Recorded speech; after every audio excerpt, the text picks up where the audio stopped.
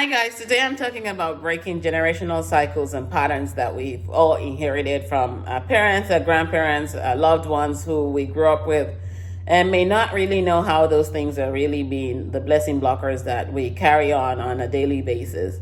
Take, for example, you grew up in a home where you've been told you're never going to be good enough, you're never going to amount to anything, and that's all you've been conditioned to believe, and those limited beliefs have set in your thought process growing up and have made you think of what good are you anyway. You may also have grown up in an environment where you were emotionally abused and you were physically abused, and all that you've come to know is abuse. And because you have those pain, trauma, childhood experiences, or even adulthood experiences that you carry on, you may think that that is what defines you and what shapes you, but in reality none of those things define you. Our parents did not know better. That was what they were also taught, and that was what they also carried on as their norm. And when you're looking for a relationship, what you tend to do is mirror back everything that you currently have buried, the pain that you currently have buried, to a partner and figure out what you guys have in common. It's not about looking for what you have in common. It's about looking for who complements you as a whole when you come to the greatness and awareness of the wholeness that you are. But without really discovering that you're whole, what you do is attract people that have things in common with you.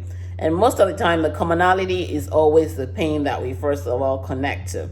So the goal is to help you uncover those things that have led you to repeat patterns, attract the wrong partners to yourself, and also help you begin to make a shift in your thought process to get to remove these things from your life and heal from them. Forgive those who did not know better when you're connected to all those things that make you think that that's how life is, and really begin to move forward and forge ahead in a healthier environment, first for yourself, before that in a relationship.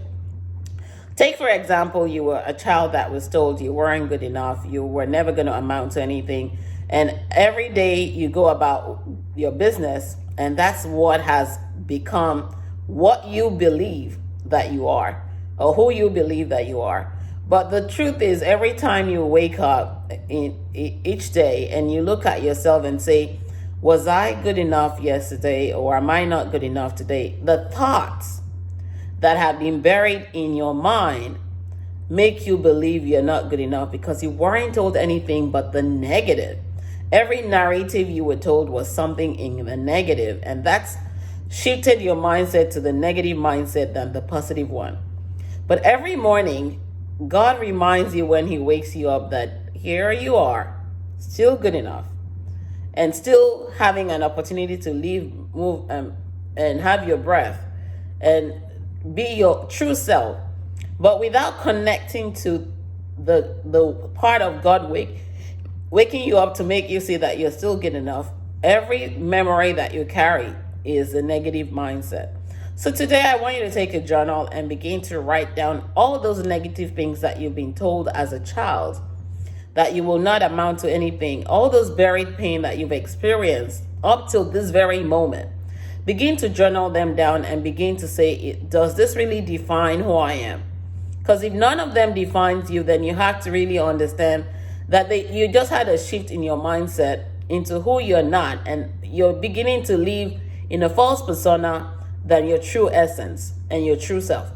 And so it's uncovering those things that make you think you're never really anyone, you're never going to find a healthy partner, you're going to have all this buried pain within yourself, and that's what you're going to mirror out when you meet someone in a relationship. The goal is not to go into a relationship with all that buried trauma and pain. The goal is to heal from all those things so that you can connect healthier to someone who will complement you. You can't find someone who will complement you if you still have buried pain in your life, because all you will attract will be pain. It's the law of attraction. Pain always attracts pain. Like I said in my book, Beyond the Pain, you can never love anyone from a place of pain, including yourself. The first thing is to heal from those things, and the first step is to begin to journal your thoughts down. What comes to mind when you look at the words that you're writing down about who you are? What comes to mind? As you begin to write those things down, On the other side of your notebook, begin to flip another page and begin to write this down. What is it that you're not, that you've been told? Everything that you think you are is number one. Number two is everything that you've been told that you're not. And that's how you begin to really uncover your truth and uncover who you are. You've been told several things, but people that tell you things are not the one who created you. They're just the one who helped you shift from your mindset. And that's why it's very vital when you're growing up or when you're going on in your journey as an adult to be aware of who you're connecting to. Your association determines your growth, and your growth determines what your mindset is. And as long as you feed your mind with negative thoughts, you will never be able to think positive. Remember what I said in my book, Beyond the Pain. What you feed your mind leads your life. And as long as you're letting the negative narratives lead your mind, you won't truly find yourself. Number two is to begin to grieve through the process. Grieving requires you healing and forgiving yourself for everything that you've been told that you're not. It's not about the other people, it's about you. The focus should be on you, not anybody else. If you really want to heal, if you really want to become better in life, if you want to progress in your journey into a healthier and better you have to discard everybody else and keep the focus on you. The focus on you requires that you come into that solitary place where you begin to examine what your thought process looks like and how you're going to begin to shift it through healing and forgiveness. Healing requires that you dig deep into every single pain that may have been buried without leaving out any single thing. It's a very difficult process, but it's the process you can walk through if you're looking to have a healthy life and a healthy mind. And as you begin to look at each item on your list of what you've been through, begin to forgive yourself by writing affirmations that help you make a mind shift from the negative to the positive. I am not anything that I've been told. I am not anything that I've experienced. All those things are teaching me about finding myself. And as long as I'm on a journey to find myself, I will make it through. And as long as you do that to yourself, you're going to end up having breakthroughs from the breakdowns that you've experienced. Number three is to begin to speak life to yourself on a daily basis. Stand in front of the mirror, write those affirmations, stick them on your refrigerator, stick them on your bathroom mirrors, and every day recite them to yourself. It's about shifting your mindset to the positive from the negative, realigning your mindset to helping you recognize why you're still good enough and why you're still here. The opportunity to have life is a gift. It's not a privilege to everyone. For those of us who have it, it's a reminder that we're still here to be able to change our lives for the better, not the bitter. It's about eliminating resentment, bitterness, anger, whatever it is that has brought you pain from your life. Number four is, as you begin to heal, you have to learn to love yourself. One of the ways I teach loving yourself is looking at yourself in the mirror when you wake up. Are you still here? That's enough evidence that there's so much love in your life that you're not connecting to. Think about all those people who went to sleep yesterday and never woke up. They're not being able to show that love that you're being shown by the gift of life today. God deemed it that you're still here out of love that you are and the love that He gives and grants you every single day. That's the beginning of connecting to what love is for you. And you begin to define love, teaching yourself patience, teaching yourself respect, teaching yourself that you're not anything that you've been through.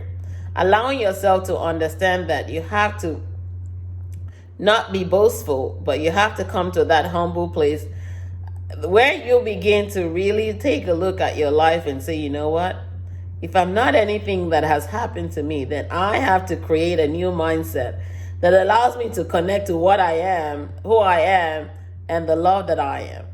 And so as you begin this process, I want you to also understand that you may experience where people will disconnect from you, people will fight with you.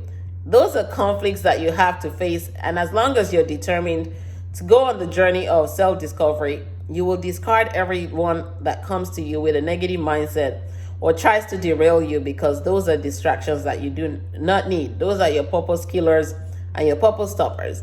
If you want to learn more about purpose killers and stoppers and pushers, you can get my book, Being Single. Again, the goal is for you to break generational cycles of everything that you've lived out loud that you thought was you, but it's not you. All those negative mindsets that you've been instilled, that has been instilled on you as a child, that have caused you limited belief, allowed you to, bring fear into your place and awaken your ego and begin to live in a falsehood. Those are the things that you have to get rid of. Fear comes in because you've been told several things, and for you to try to break free, you think that all those negative things are what you are. But again, if you allow fear to dominate, you will lose control of yourself and lose control of your mind and begin to live a false life that you're not. And so the false beliefs begin to come in, but the goal is to eliminate those. And to eliminate those, you have to get rid of fear in your life. Number 5, fear is nothing but what you allow to dictate and control your mindset based on every experience that you've been through. Fear has no control over us. It's the showstopper that actually prevents you from breaking free from every pain that is buried. Look at those pain. How do they serve you? Those painful memories, how do they serve you? They only come to stop you. They only come to prevent you from leaving. They only come to allow you to continue to attract more pain and lose yourself. And if your goal is to find yourself, then you have to eliminate fear from your life. Sometimes it will require getting professional support to help you uncover those things, because we can't do it all alone. There are those that God will place in our hearts and in our lives to help us really overcome those things that will help us get to a better place. And so it's connecting with those people so that you can become free from whatever is breaking you. Again, remember, the goal is to break repeated patterns and cycles that we've inherited and allowed us to become who we're not. And part of that is really finding ourselves and finding our own voice. And it's going through the process of learning again, unlearning everything we've been told and taught, and really learning to figure out who we are. It's not an easy journey, but if you believe you deserve better, then you'll be willing to commit to the journey and walking it. If there are any questions, feel free to inbox or email me, coaching@kemisogunle.com, and I'll be more than happy to support you to uncover those things and help you forge ahead in life. Never stop loving while living. When you stop loving, you stop living. When you stop living, it means that you're dead. But while you still have the chance, break generational patterns and cycles. Create the life that you were deemed to live by knowing what you want, what your needs are, meet those needs, get to your wholeness, self-discover yourself, and understand that the more you find your own voice, the more no one will have the power to control you. You are the CEO of your life, and as long as you're the CEO, you have every right to relearn, regroup, and forge ahead in a new way where your life is becoming better, not bitter. Talk to you all soon. God bless. Bye-bye.